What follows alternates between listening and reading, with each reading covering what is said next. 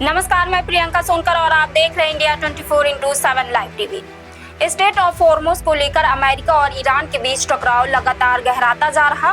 दोनों देश इस रणनीतिक जलमार्ग पर अपना अपना प्रभाव और नियंत्रण स्थापित करने की कोशिश कर रहे हैं। एक तरफ ईरान जहाजों की आवाजाही को अपने नियमों के तहत नियंत्रित करना चाहता है, तो दूसरी ओर अमेरिका भी खुद को इस जलमार्ग का संरक्षक बताते हुए यहाँ से गुजरने वाले माल और शुल्क लगाने की बात कर रहा।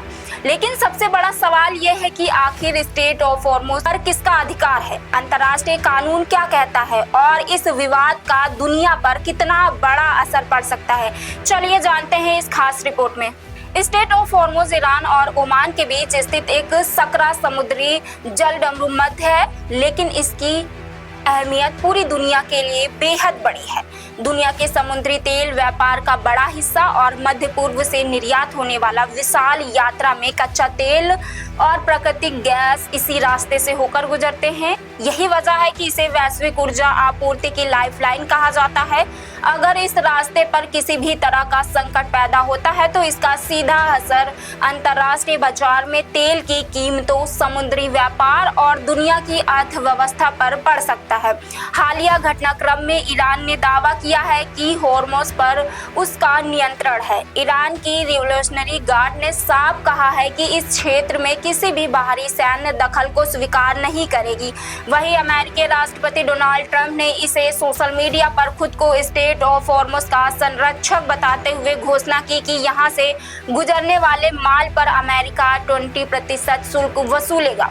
ट्रंप का तर्क है कि इस संवेदनशील समुद्री क्षेत्र की सुरक्षा सुनिश्चित करने में अमेरिका की भूमिका है, इसलिए सुरक्षा व्यवस्था की लागत की भरपाई के लिए यह शुल्क लिया जाएगा। दूसरी तरफ ईरान ने भी जहाजों के लिए नए नियम लागू कर दिए हैं। तेहरान ने निर्देश दिया है कि हॉर्मुज से गुजरने वाले सभी जहाजों से पहले परमिशन गल्फ स्टेट अथॉरिटी में अपना पंजीकरण कराना होगा, ताकि उनके क्रू और माल की जांच की जा सके।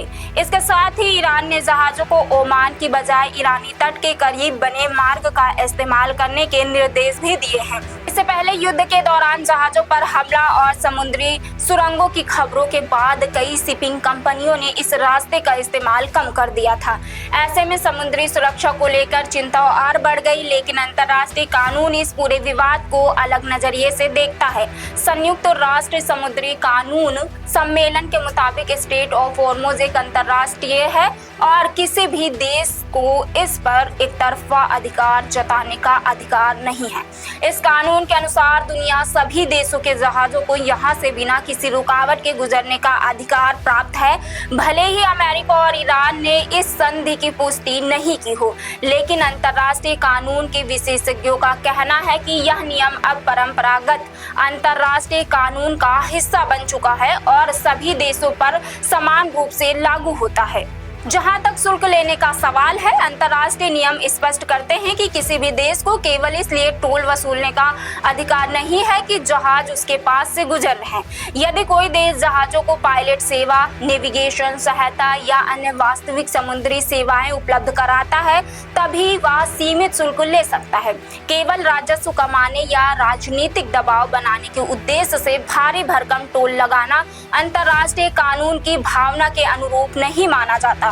विशेषज्ञों के मुताबिक प्रति जहाज लाखों डॉलर की फीस जैसे मांगों को भी कानूनी आधार पर नहीं मिलता। संयुक्त राष्ट्र की समुद्री सुरक्षा एजेंसी अंतर्राष्ट्रीय समुद्री संगठन ने भी संकेत दिया है कि अंतर्राष्ट्रीय जलडमरूमध्य से केवल गुजरने के लिए टोल लगाने का यह समर्थन नहीं करता। संगठन ने कहा है कि वह अमेरिका के प्रस्ताव का अध्ययन करेगा, लेकिन उसका मूल सिद्धांत यही है कि अंतर्राष्ट्रीय समुद्री मार्ग सभी देशों के लिए खुले और निर्बाध बने रहने चाहिए। यानी साफ है कि स्टेट ऑफ हॉर्मुज का विवाद अब सिर्फ समुद्री सीमा का मामला नहीं रह गया, यह अमेरिका और ईरान के बीच रणनीतिक वर्चस्व, सैन्य शक्ति, ऊर्जा सुरक्षा और वैश्विक व्यापार का बड़ा मुद्दा बन चुका है। यदि दोनों देशों के बीच तनाव और बढ़ता है या इस जलमार्ग में जहाजों की आवाजाही बाधित होती है, तो इसका असर सिर्फ मध्य पूर्व तक सीमित नहीं रहेगा, बल्कि दुनिया भर में तेल की कीमतें बढ़ सकती हैं, सप्लाई चेन प्रभावित हो सकती है और वैश्विक अर्थव्यवस्था पर भी इसका गहरा प्रभाव पड़ सकता है। इसलिए पूरी दुनिया की नजर अब स्टेट ऑफ हॉर्मुज पर टिकी हुई है, जहां हर फैसला अंतर्राष्ट्रीय राजनीति और वैश्विक बाजार की दिशा पर तय कर सकता है।